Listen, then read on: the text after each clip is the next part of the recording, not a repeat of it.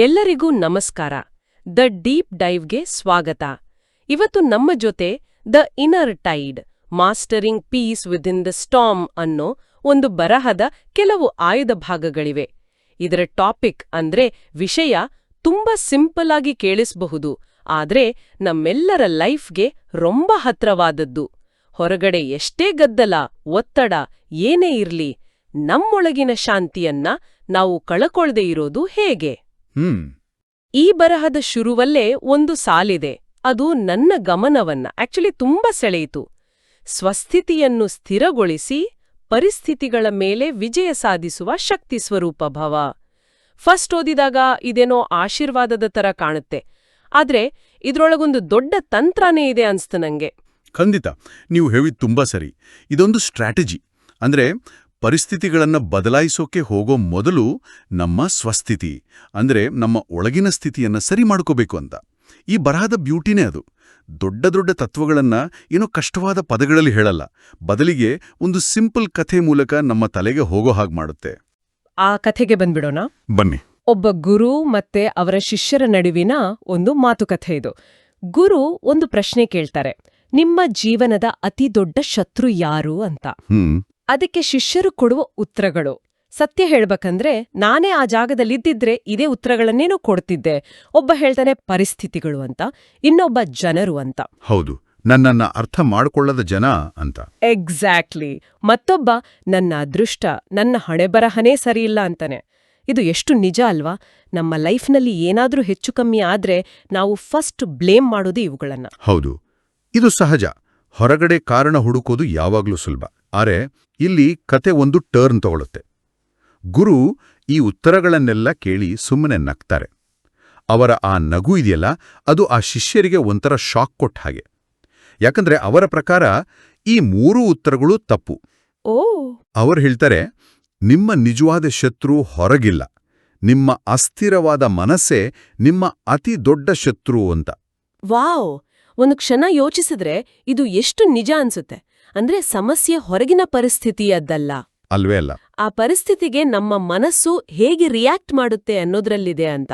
ಇದು ಕೇಳೋಕೆ ಚೆನ್ನಾಗಿದೆ, ಆದ್ರೆ ನನ್ನ ಮನಸ್ಸೇ ನನ್ನ ಶತ್ರು ಅಂದ್ರೆ ಅದನ್ನ ನಿಭಾಯಿಸೋದು ಹೇಗೆ? ನಮ್ಮ ಯೋಚನೆಗಳಿಂದ ನಾವೆಲ್ಲಿ ಓಡಿ ಹೋಗೋಕಾಗತ್ತೆ? ಒಳ್ಳೆ ಪ್ರಶ್ನೆ. ಕಥೆಯ ಮುಂದಿನ ಭಾಗ ಇದಕ್ಕೆ ಉತ್ತರ ಕೊಡುತ್ತೆ. ಗುರು ಹೇಳಿದ ಈ ಮಾತು ಒಬ್ಬ ಶಿಷ್ಯನ ಮನಸ್ಸಲ್ಲಿ ತುಂಬಾ ಆಳವಾಗಿ ಕೂದ್ಬಿಡುತ್ತೆ. ಅವನು ಗುರು ಹತ್ರ ಹೋಗಿ ಪ್ರಾಮಾಣಿಕವಾಗಿ ಒಪ್ಕೋತಾನೆ. ಗುರುಗಳೇ, ನೀವು ಹೇಳಿದ್ದು ಸರಿ, ನನ್ನ ಮನಸ್ಸು ಸ್ಟೇಬಲ್ ಆಗಿಲ್ಲ, ಅದಕ್ಕೆ ನಾನು ರೋಜು ಪ್ರಾರ್ಥನೆ ಮಾಡ್ತೀನಿ, ದೇವ್ರ ಹತ್ರ ಶಕ್ತಿ ಕೇಳ್ತೀನಿ, ಶಾಂತಿಗಾಗಿ ಬೇಡ್ಕೋತೀನಿ. ಆದ್ರೆ ಎಷ್ಟೇ ಪ್ರಾರ್ಥಿಸಿದ್ರೂ ನನ್ಗೆ ಶಾಂತಿ ಸಿಗ್ತಾನೇ ಇಲ್ಲ, ನಾನೇನ್ ತಪ್ಪು ಮಾಡ್ತಿದ್ದೀನಿ ಅಂತ ಕೇಳ್ತಾನೆ. ಈ ಶಿಷ್ಯನ ಪರಿಸ್ಥಿತಿಯೇ ನಮ್ಮಲ್ಲಿ ಚಾಲಾ ಮಂದಿದೆ. ನಾವು ಅಷ್ಟೇ, ಕಷ್ಟ ಬಂದಾಗ ದೇವ್ರ ಮೊರೆ ಹೋಗ್ತೀವಿ. ಆದ್ರೆ ಆ ಶಿಷ್ಯನಿಗೆ ಗುರು ಕೊಡುವ ಉತ್ತರ, ಅದನ್ನು ಓದಿದಾಗ ನಾನಂತೂ ದಂಗಾಗ್ಬಿಟ್ಟೆ.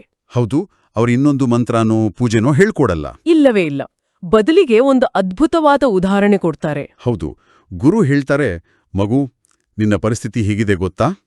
ನೀನು ಸಮುದ್ರದ ದಡದಲ್ಲಿ ನಿಂತ್ಕೊಂಡು ಈ ಅಲೆಗಳೆಲ್ಲ ಪೂರ್ತಿಯಾಗಿ ನಿಲ್ಲಲಿ, ಆಮೇಲೆ ನಾನು ನಿರಾಳವಾಗಿ ಸ್ನಾನ ಮಾಡ್ತೀನಿ ಅಂತ ಕಾಯ್ತಿದ್ದೀಯಾ.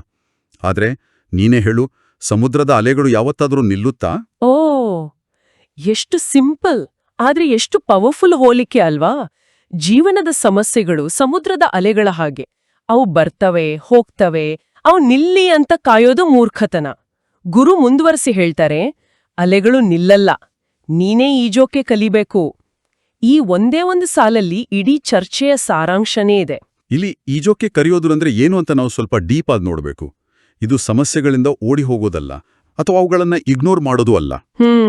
ಇದರರ್ಥ ನಮ್ಮ ಆಂತರಿಕ ಸ್ಥಿರತೆಯನ್ನ, ನಮ್ಮ ಮೆಂಟಲ್ ಬ್ಯಾಲೆನ್ಸ್ ಅನ್ನ ಬೆಳೆಸ್ಕೊಳ್ಳೋದು.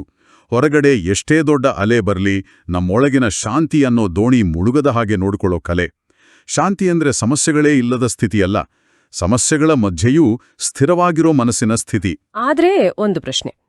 ಈಗ ಈ ಉದಾಹರಣೆ ಸಣ್ಣ ಪುಟ್ಟ ದಿನನಿತ್ಯದ ಸಮಸ್ಯೆಗಳಿಗೆ ಸರಿ, ಅಲೆಗಳು ಸಣ್ಣದಾಗಿದ್ರೆ ಈಜಬಹುದು. ಆದ್ರೆ ಜೀವನದಲ್ಲಿ ಕೆಲವೊಮ್ಮೆ ಅಲೆಗಳು ಸುನಾಮಿ ತರ ಬರ್ತವೆ. ಅಂದ್ರೆ ದೊಡ್ಡ ದುರಂತ, ಆಪ್ತರನ್ನ ಕಳ್ಕೊಳ್ಳೋದು, ದೊಡ್ಡ ನಷ್ಟ. ಅಂಥ ಟೈಮ್ನಲ್ಲೂ ಈಜೋಕೆ ಕಲಿ ಅನ್ನೋ ಫಿಲಾಸಫಿ ವರ್ಕ್ ಆಗುತ್ತಾ?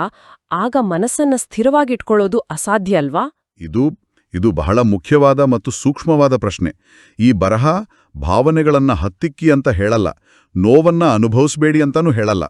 ಈಜೋದು ಅಂದ್ರೆ ನೋವಿನ ಅಲೆ ಬಂದಾಗ ಅದರಲ್ಲಿ ಮುಳುಗಿ ಹೋಗದೆ ಅದರ ಜೊತೆ ತೇಲ್ತಾ ದಳಸೇರೋದು. ಓಕೆ. ಅಂದ್ರೆ ದುಃಖವನ್ನ ಅನುಭವಿಸ್ಬೇಕು, ಆದರೆ ನಾನೇ ದುಃಖ ಸ್ವರೂಪ ಅಂತ ನಮ್ಮನ್ನ ನಾವು ಐಡೆಂಟಿಫೈ ಮಾಡ್ಕೋಬಾರ್ದು. ಆ ಸುನಾಮಿ ಟೈಮ್ನಲ್ಲೂ ನಮ್ಮೊಳಗಿನ ಒಂದು ಸಣ್ಣ ಭಾಗ, ನಮ್ಮ ಆತ್ಮ, ಆ ಬಿರುಗಾಳಿಗೆ ಸಿಕ್ಕದೆ ಸಮುದ್ರದ ಆಳದ ಹಾಗೆ ಶಾಂತವಾಗಿರೋಕೆ ಸಾಧ್ಯ ಇದೆ ಅಂತ ಈ ತತ್ವ ಹೇಳುತ್ತೆ. ಇದು ಒಂದೇ ದಿನದಲ್ಲಿ ಬರೋದಲ್ಲ, ಇದೊಂದು ನಿರಂತರ ಅಭ್ಯಾಸ. ಸರಿ, ಅರ್ಥ ಆಯ್ತು. ಹಾಗಾದ್ರೆ ಆ ಶಿಷ್ಯ ಈ ಮಾತನ್ನ ಕೇಳಿ ಏನ್ ಮಾಡ್ದ? ಅವನ ಜೀವನದಲ್ಲಿ ಏನು ಬದಲಾವಣೆ ಆಯ್ತು? ಅದೇ ಕಥೆಯ ಟರ್ನಿಂಗ್ ಪಾಯಿಂಟ್. ಆ ಕ್ಷಣದಲ್ಲಿ ಅವನಿಗೆ ಜ್ಞಾನೋದಯ ಆಗುತ್ತೆ. ನಾನು ಇಷ್ಟು ದಿನ ತಪ್ಪು ಜಾಗದಲ್ಲಿ ಶಾಂತಿಯನ್ನ ಹುಡುಕ್ತಿದ್ದೆ ಅನ್ನೋ ಅರಿವಾಗುತ್ತೆ. ಅವನು ಪರಿಸ್ಥಿತಿಗಳು ಬದಲಾಗ್ಲಿ, ಜನನೂ ಬದಲಾಗ್ಲಿ ಅಂತ ಕಾಯೋದನ್ನ ಕಂಪ್ಲೀಟಾಗಿ ನಿಲ್ಲಿಸ್ಬಿಡ್ತಾನೆ. ಅವನು ಫೋಕಸ್ ಪೂರ್ತಿಯಾಗಿ ಹೊರಗಡೆಯಿಂದ ಒಳಗೆ ತಿರುಗುತ್ತೆ. ಅವನು ಒಂದು ಸಣ್ಣ ಅಭ್ಯಾಸ ಶುರು ಮಾಡ್ತಾನೆ. ಪ್ರತಿದಿನ ಸ್ವಲ್ಪ ಹೊತ್ತು ಸುಮ್ನೆ ಕೂತು ತನ್ನನ್ನ ತಾನು ನೆನಪಿಸ್ಕೊಳ್ತಾನೆ. ನಾನು ಈ ದೇಹ ಅಲ್ಲ, ನಾನು ಈ ಚಂಚಲ ಮನಸ್ಸೂ ಅಲ್ಲ, ನಾನು ಶಾಂತ ಸ್ವರೂಪ ಆತ್ಮ. ಸುಮ್ಮನೆ ಈ ಒಂದು ವಾಕ್ಯವನ್ನ ಅವನು ರಿಪೀಟ್ ಮಾಡೋಕೆ ಶುರು ಮಾಡ್ತಾನೆ. ಆದ್ರೆ ಇದು ಕೇವಲ ಒಂದು ವಾಕ್ಯವಾಗಿ ಉಳಿಯಲ್ಲ. ನಿಧಾನವಾಗಿ ಅವನ ಅನುಭವ ಆಗೋಕೆ ಶುರುವಾಗುತ್ತೆ. ಹೌದು, ಕಾಲಕ್ರಮೇಣ ಈ ಅಭ್ಯಾಸದಿಂದ ಅವನಿಗೆ 3 ಪ್ರಮುಖವಾದ ಅರಿವುಗಳು ಆಗತ್ತೆ ಅಂತ ಬರಹದಲ್ಲಿ ವಿವರಿಸಿದ್ದಾರೆ. ಮೊದಲನೇದು, ಅವನು ಅಂದ್ಕೊಂಡಿದ್ದನ್ನ ಪೂರ್ತಿ ತಲೆಗೆಳಗು ಮಾಡುತ್ತೆ. ಅದೇನು? ಶಾಂತಿ ಅನ್ನೋದು ಹೊರಗಡೆಯಿಂದ ಗಳಿಸೋ ವಸ್ತುವಲ್ಲ, ಅದು ನಮ್ಮೊಳಗಿರೋ ನಮ್ಮ ಮೂಲ ಸ್ವರೂಪ. ನಾವು ಇಡೀ ಜೀವನ ಶಾಂತಿಯನ್ನ ಹುಡುಕೊಂಡು ದೇವಸ್ಥಾನ, ಟೂರಿಸ್ಟ್ ಪ್ಲೇಸ್, ಸಂಬಂಧಗಳು ಅಂತ ಹಲೀತೀವಿ. ಹೌದು. ಆದರೆ ಈ ಬರಹ ಹೇಳುತ್ತೆ, ನೀವು ಹುಡುಕ್ತಿರೋದೇ ತಪ್ಪು. ಶಾಂತಿ ಎಲ್ಲೋ ದೂರದಲ್ಲಿಲ್ಲ, ಅದು ನಿಮ್ಮಲ್ಲೇ ಇದೆ. ಹೊರಗಿನ ಗಲಾಟೆಯಿಂದ ಅದರ ಅನುಭವ ಆಗ್ತಿಲ್ಲ ಅಷ್ಟೇ. ಅದನ್ನ ಹುಡುಕೋದನ್ನ ಬಿಟ್ಟು ನಮ್ಮೊಳಗೆ ಅದನ್ನ ಅನುಭವಿಸಕ್ ಶುರು ಮಾಡಬೇಕು. ಓಕೆ, ಒಂದ್ ನಿಮಿಷ. ಇದು ಕೇಳೋಕ್ ತುಂಬಾ ಚೆನ್ನಾಗಿದೆ, ಶಾಂತಿ ನಮ್ಮೊಳಗೆ ಇದೆ ಅಂತ. ಆದ್ರೆ ಆಫೀಸಲ್ಲಿ ಟೆನ್ಷನ್, ಮನೇಲಿ ಪ್ರಾಬ್ಲಮ್ ಇದ್ದಾಗ ಈ ಮಾತು ಕೇವಲ ಒಂದು ಪುಸ್ತಕದ ವಾಕ್ಯದ ತರ ಕೇಳಿಸ್ತೆ. ಈ ಬೌದ್ಧಿಕ ತಿಳುವಳಿಕೆಗೂ ಆಕ್ಚುಯಲ್ ಅನುಭವಕ್ಕೂ ಇರೋ ಗ್ಯಾಪ್ ಕಡಿಮೆ ಮಾಡೋದು ಹೇಗೆ? ಅದಕ್ಕೆ ಎರಡನೇ ಅರಿವು ಉತ್ತರ ಕೊಡುತ್ತೆ. ಸಂತೋಷವನ್ನ ಹುಡುಕ್ಬೇಕಾಗಿಲ್ಲ, ಅದು ನಮ್ಮ ಶಾಂತ ಸ್ವರೂಪದಿಂದ ತಾನಾಗಿಯೇ ವ್ಯಕ್ತವಾಗುತ್ತೆ. ನಾವು ಸಾಮಾನ್ಯವಾಗಿ ನನಗೆ ಜಾಬ್ ಸಿಕ್ಕಿದ್ರೆ ಸಂತೋಷ, ಮದ್ವೆ ಆದ್ರೆ ಸಂತೋಷ ಅಂತ ಕಂಡೀಷನ್ಸ್ ಹಾಕೋತೀವಿ. ಅಂದ್ರೆ ಸಂತೋಷವನ್ನ ಹೊರಗಿನ ವಿಷಯಗಳಿಗೆ ಲಿಂಕ್ ಮಾಡ್ತೀವಿ. ಆದ್ರೆ ಈ ಶಿಷ್ಯನ್ಗೆ ಅರ್ಥ ಆಗೋದೇನಂದ್ರೆ, ನಾನು ಮೂಲತಃ ಶಾಂತವಾಗಿದ್ರೆ ಆ ಶಾಂತಿಯೇ ನನ್ನ ಮಾತುಗಳಲ್ಲಿ, ನನ್ನ ಕೆಲಸಗಳಲ್ಲಿ, ನನ್ನ ಸಂಬಂಧಗಳಲ್ಲಿ ಸಂತೋಷವಾಗಿ ಹೊರಗ್ಬರುತ್ತೆ. ಸಂತೋಷ ಅನ್ನೋದೊಂದು ಗುರಿಯಲ್ಲ, ಅದೊಂದು ಬೈ ಪ್ರಾಡಕ್ಟ್. ಹಾಗಾದ್ರೆ ಸಂತೋಷವನ್ನ ಬೆನ್ನಟ್ಟೋದು ನಿಲ್ಲಿಸ್ದಾಗ್ಲೇ ನಿಜವಾದ ಸಂತೋಷ ಸಿಗುತ್ತೆ ಅಂತ. ಇದು ವಿಪರ್ಯಾಸವಾದ್ರೂ ಸತ್ಯ ಅನಿಸುತ್ತೆ. ಸರಿ, ಹಾಗಾದ್ರೆ ಮೂರನೇ ಅರಿವೇನು? ಮೂರನೇದು ಬಹಳ ಪವರ್ಫುಲ್. ಶಕ್ತಿಯನ್ನ ಹೊರಗಿನಿಂದ ಬೇಡ್ಕೊಳ್ಬೇಕಾಗಿಲ್ಲ, ಅದು ನಮ್ಮೊಳಗೆ ಜಾಗೃತವಾಗುತ್ತೆ. ಇಲ್ಲಿ ಬೇಡೋದು ಮತ್ತೆ ಜಾಗೃತಗೊಳಿಸೋದು ಅನ್ನೋ ಪದಗಳ ನಡುವಿನ ವ್ಯತ್ಯಾಸವನ್ನ ನಾವು ಗಮನಿಸಬೇಕು. ನಾವು ದೇವರೇ ನನಗೆ ಶಕ್ತಿ ಕೊಡುವಂತ ಬೇಡದಾಗ ನಮ್ಮ ಮನಸ್ಸಿನ ಆಳದಲ್ಲಿ ನಾನು ವೀಕ್, ನನ್ನಲ್ಲಿ ಶಕ್ತಿ ಇಲ್ಲ ಅನ್ನೋ ನಂಬಿಕೆ ಇರುತ್ತೆ. ಇದು ಕೊರತೆಯ ಮನಸ್ಥಿತಿ. ಹೌದು, ನಾವು ಕೇಳ್ತಿದ್ದೀವಿ ಅಂದ್ರೆ ನಮ್ಮತ್ರ ಅದಿಲ್ಲ ಅಂತಾನೆ ಅರ್ಥ. ನಿಖರವಾಗಿ. ಆದ್ರೆ ಜಾಗೃತಗೊಳಿಸೋದು ಅಂದ್ರೆ ಶಕ್ತಿ ಅನ್ನೋದು ಒಂದು ಬೀಜದ ರೂಪದಲ್ಲಿ ನಮ್ಮೊಳಗೆ ಆಲ್ರೆಡಿ ಇದೆ, ನಾವು ಅದಕ್ಕೆ ನೀರು ಹಾಕಿ ಪೋಷಿಸಬೇಕು ಅಷ್ಟೇ. ನನ್ನೊಳಗಿನ ಶಕ್ತಿ ಜಾಗೃತವಾಗ್ತಿದೆ ಅಂತ ಭಾವಿಸಿದಾಗ ನಾವು ಕೊರತೆಯ ಮನಸ್ಥಿತಿಗಿಂತ ಸಮೃದ್ಧಿಯ ಮನಸ್ಥಿತಿಗೆ ಬರ್ತೀವಿ. ಇದು ನಮ್ಮನ್ನ ಬೇಡೋ ಸ್ಥಾನದಿಂದ ನಮ್ಮ ಶಕ್ತಿಯನ್ನ ನಾವೇ ಆಳೋ ಸ್ಥಾನಕ್ಕೆ ತರುತ್ತೆ. ಅದ್ಭುತ. ಅಂದ್ರೆ ಈ ಇಡೀ ಜರ್ನಿ ಏನನ್ನೋ ಹೊಸದಾಗಿ ಪಡೆಯೋದ್ರ ಬಗ್ಗೆ ಅಲ್ಲ, ನಮ್ಮಲ್ಲಿ ಈಗಾಗ್ಲೇ ಇರೋದನ್ನ ಗುರುತಿಸೋದ್ರ ಬಗ್ಗೆ. ಹಾಗಾದ್ರೆ ಈ ಕಥೆಯ ಒಟ್ಟಾರೆ ಸಾರಾಂಶ ಏನು? ಪರಿಸ್ಥಿತಿಗಳು ಮತ್ತು ನಮ್ಮ ಆಂತರಿಕ ಸ್ಥಿತಿಯ ನಡುವಿನ ಸಂಬಂಧವನ್ನ ಹೇಗೆ ನೋಡ್ಬೇಕು? ಅದಕ್ಕೆ ಬರಹದಲ್ಲಿ ಒಂದು ಸುಂದರವಾದ ರೂಪಕ ಇದೆ. ಪರಿಸ್ಥಿತಿಗಳು ಸಮುದ್ರದ ಮೇಲ್ಮೈಯಲ್ಲಿರೋ ಅಲೆಗಳ ಹಾಗೆ. ಅವು ಬರ್ತಾವೆ, ಹೋಗ್ತಾವೆ, ಒಮ್ಮೊಮ್ಮೆ ಸಣ್ಣಗೆ, ಒಮ್ಮೊಮ್ಮೆ ದೊಡ್ಡದಾಗಿ. ಅವುಗಳ ಸ್ವಭಾವವೇ ಚಂಚಲತೆ. ಆದ್ರೆ ನಮ್ಮ ಆತ್ಮ, ನಮ್ಮ ನಿಜ ಸ್ವರೂಪ ಸಮುದ್ರದ ಆಳದ ಹಾಗೆ ಇರಬೇಕು. ಹೊರಗೆ ಎಷ್ಟೇ ಬಿರುಗಾಳಿ ಇರಲಿ, ಸಮುದ್ರದ ಆಳದಲ್ಲಿ ಯಾವಾಗಲೂ ನಿಶ್ಚಲವಾದ ಶಾಂತಿ ಇರುತ್ತೆ. ನಾವು ನಮ್ಮ ಪ್ರಜ್ಞೆಯನ್ನ ಆ ಆಳಕ್ಕೆ ತಗೊಂಡೋಗೋದನ್ನ ಕಲಿಬೇಕು. ಸರಿ, ಆದ್ರೆ ಈ ಅಫರ್ಮೇಷನ್ಗಳು ಅಂದ್ರೆ ದೃಢೀಕರಣಗಳು, ನಾನು ಶಾಂತ ಸ್ವರೂಪಾತ್ಮ ಅಂತ ಹೇಳ್ಕೊಳ್ಳೋದು ಎಲ್ಲರಿಗೂ ವರ್ಕ್ ಆಗುತ್ತಾ? ಕೆಲವೊಮ್ಮೆ ನಾವು ತುಂಬಾ ಆತಂಕದಲ್ಲಿದ್ದಾಗ ನಾನ್ ಶಾಂತವಾಗಿದ್ದೀನಿ ಅಂತ ಹೇಳ್ಕೊಂಡ್ರೆ ನಮ್ಮ ಮನಸ್ಸೇ ಇಲ್ಲ ನೀನ್ ಸುಳ್ವೇಳ್ತಿದ್ಯಾ ಅಂತ ವಾದಿಸಲ್ವಾ? ಈ ಫೇಕ್ ಫೀಲಿಂಗನ್ನ ದಾಟಿ ಮುಂದೆ ಹೋಗೋದು ಹೇಗೆ? ಖಂಡಿತ, ಇದು ತುಂಬಾ ಪ್ರಾಕ್ಟಿಕಲ್ ಆದ ಸಮಸ್ಯೆ. ಇದಕ್ಕೆ ಉತ್ತರ ನಮ್ಮ ಆಂತರಿಕ ಸಂಭಾಷಣೆಯನ್ನ, ನಮ್ಮ ಇಂಟರ್ನಲ್ ಡಯಲಾಗನ್ನ ಬದಲಿಸೋದ್ರಲ್ಲಿದೆ. ನಾನು ಶಾಂತವಾಗಿದ್ದೇನೆ ಅಂತ ಹೇಳಿದಾಗ ವಿರೋಧ ಬಂದ್ರೆ ವಾಕ್ಯವನ್ನ ಸ್ವಲ್ಪ ಚೇಂಜ್ ಮಾಡ್ಬೋದು. ನಾನು ಶಾಂತಿಯ ಕಡೆಗೆ ಪ್ರಯಾಣಿಸ್ತಿದ್ದೀನಿ ಅಥವಾ ಪ್ರತಿ ಕ್ಷಣ ನನ್ನೊಳಗಿನ ಶಾಂತಿಯನ್ನ ನಾನು ಹೆಚ್ಚು ಅನುಭವಿಸ್ತಿದ್ದೀನಿ ಅಂತ ಹೇಳ್ಕೊಳ್ಬೋದು. ಓಕೆ.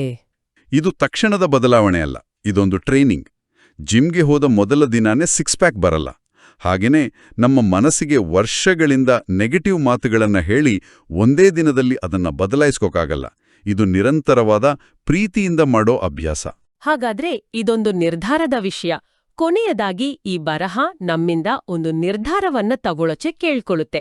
ಇಂದಿನಿಂದ, ಈ ಕ್ಷಣದಿಂದ ನಾನು ಪರಿಸ್ಥಿತಿಗಳು ಬದಲಾಗೋದಕ್ಕೆ ಕಾಯಲ್ಲ, ನಾನು ನನ್ನ ಸ್ಥಿತಿಯನ್ನ ಬದಲಿಸ್ತೀನಿ.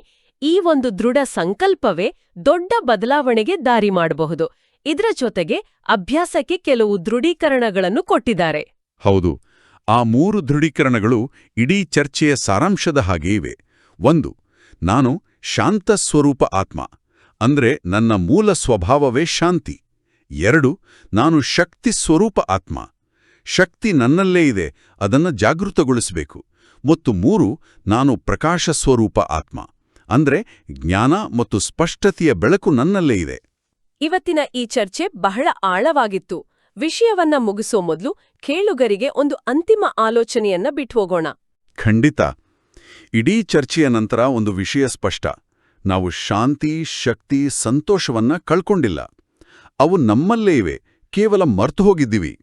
ಹಾಗಾದರೆ ನಮ್ಮ ದೈನಂದಿನ ಅಭ್ಯಾಸ ಏನನ್ನು ಹೊಸದಾಗಿ ಗಳಿಸೋದಕ್ಕಲ್ಲ, ಬದಲಿಗೆ ನಮ್ಮಲ್ಲೇ ಈಗಾಗಲೇ ಇರೋದನ್ನ ಕೇವಲ ನೆನಪಿಸ್ಕೊಳ್ಳೋದಾಗಿದೆ. ಈ ದೃಷ್ಟಿಕೋನದಿಂದ ನೋಡಿದ್ರೆ ಒಂದು ಸಂಘ ಪ್ರಯೋಗ ಮಾಡಿ ನೋಡ್ಬೋದು. ನಾಳೆ ಬೆಳಿಗ್ಗೆ ಎದ್ದ ತಕ್ಷಣ ಇವತ್ತು ನನಗೆ ಶಾಂತಿ ಬೇಕು ಅಂತ ಅದನ್ನ ಹುಡುಕೊಂಡು ಹೋಗೋ ಬದಲು ಒಂದು ಕ್ಷಣ ಕಣ್ಣು ಮುಚ್ಚಿ ನಾನೇ ಶಾಂತಿಯ ಸ್ವರೂಪ, ಆ ಶಾಂತಿಯಿಂದಲೇ ನನ್ನ ದಿನವನ್ನ ಶುರು ಮಾಡ್ತೀನಿ ಅನ್ನೋ ಅರಿವಿನೊಂದಿಗೆ ದಿನವನ್ನ ಆರಂಭಿಸಿದ್ರೆ ನಮ್ಮ ದಿನದ ಅನುಭವ ಹೇಗಿರಬಹುದು? ಇದನ್ನೊಮ್ಮೆ ಆಲೋಚಿಸಿ. ಓಂ ಶಾಂತಿ.